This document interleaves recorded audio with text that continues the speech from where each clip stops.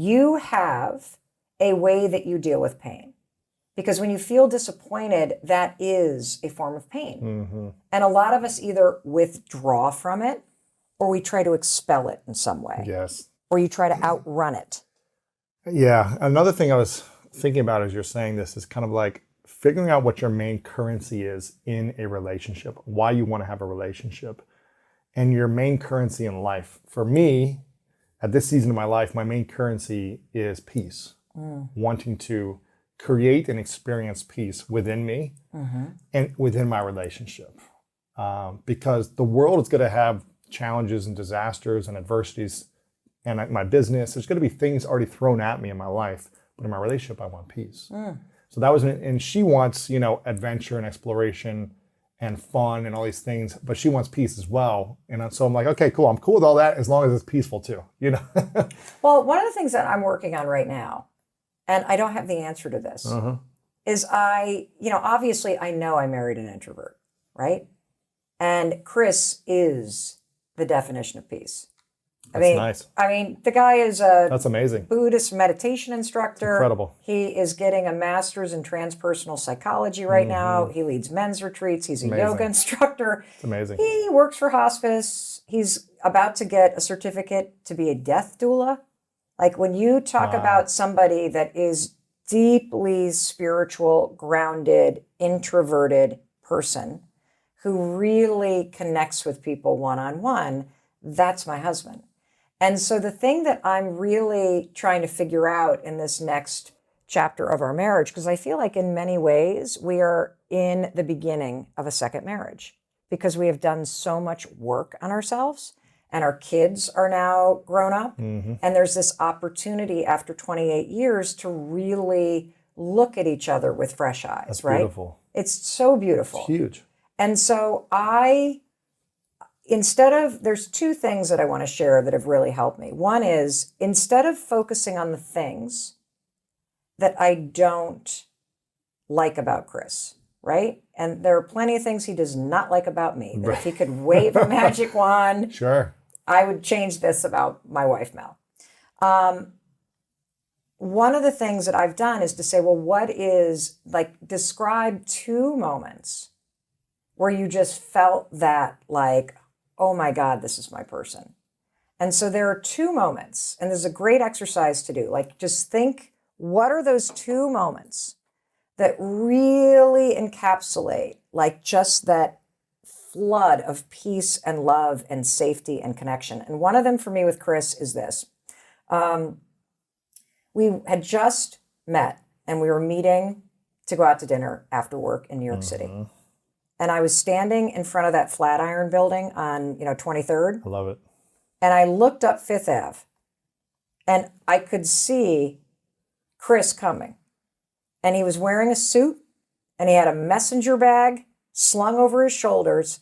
He had Ray-Bans on and he was rollerblading and That's weaving in and out of traffic because he grew up as a ski racer and he's like a big adventurer. And he had this huge smile on his face. And it was like strength at play, right? That's cool. That was what I felt.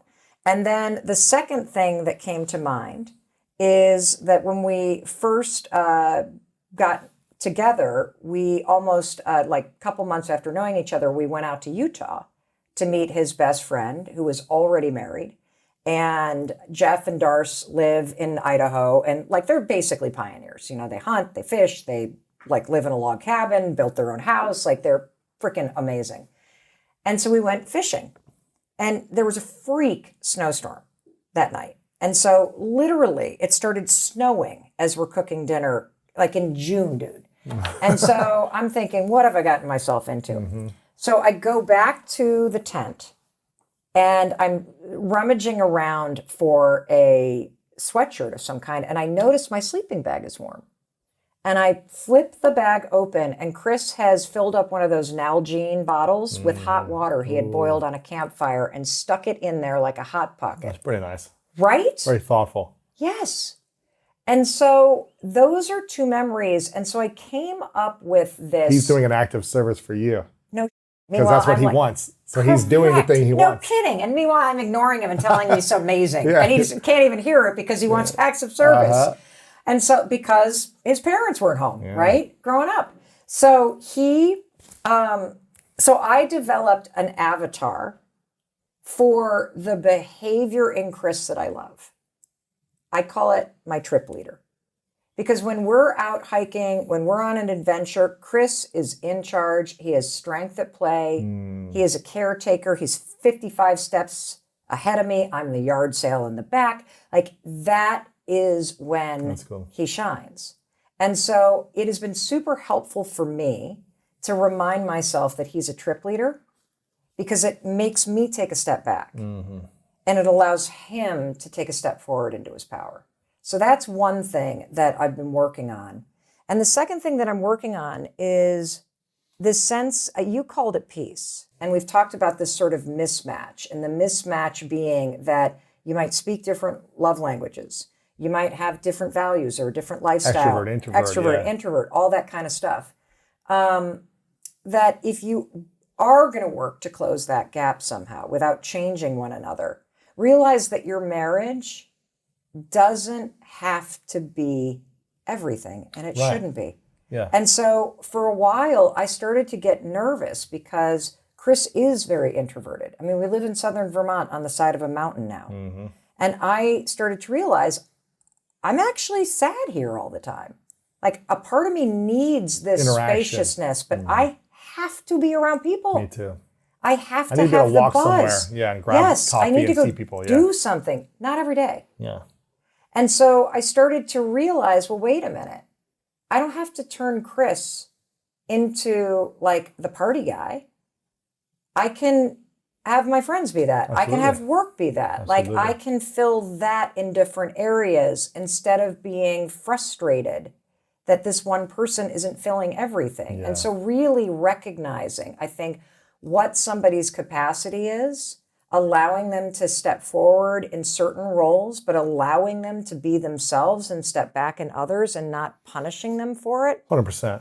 That is something that I've been, Chris is better at it than I am. Like, he's way more forgiving. He's way kinder. He's more patient. Sure. And he's probably creating boundaries just like you are. And which is key. Yeah. You know what we've spent the last 3 therapy sessions talking about? Boundaries? Nope. What? A new puppy. Getting a new puppy? One of you wants one of you doesn't?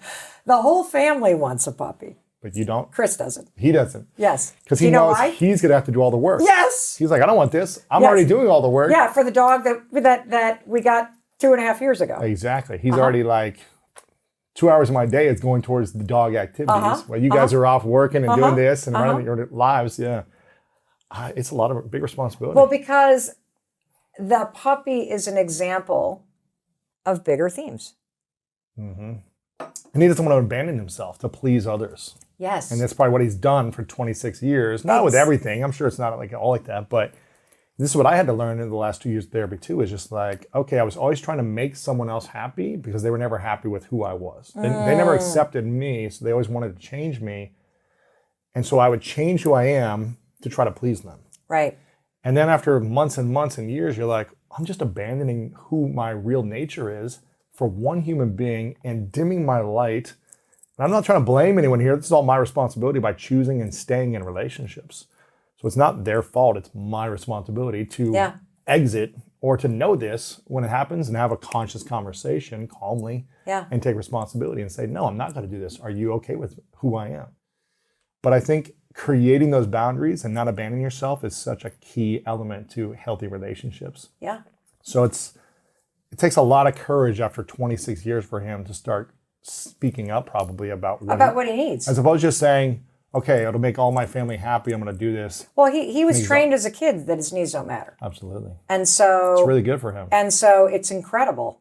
It's absolutely incredible. And it's a huge gift to have this side of my husband showing up after all of these years. And it's a huge gift to me to actually have a partner that's helping me heal and be softer. That's beautiful. And have somebody take care of me. And it's just incredible. And so, the thing is that The wrong relationship magnifies your insecurity and your emotional dysregulation. And the right relationship with a lot of work helps you heal. Absolutely. Yeah. I like to think about life as like this one long road trip.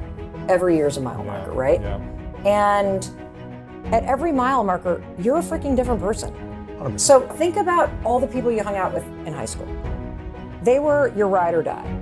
And then you go through mile marker 18 to 22, you become a different person.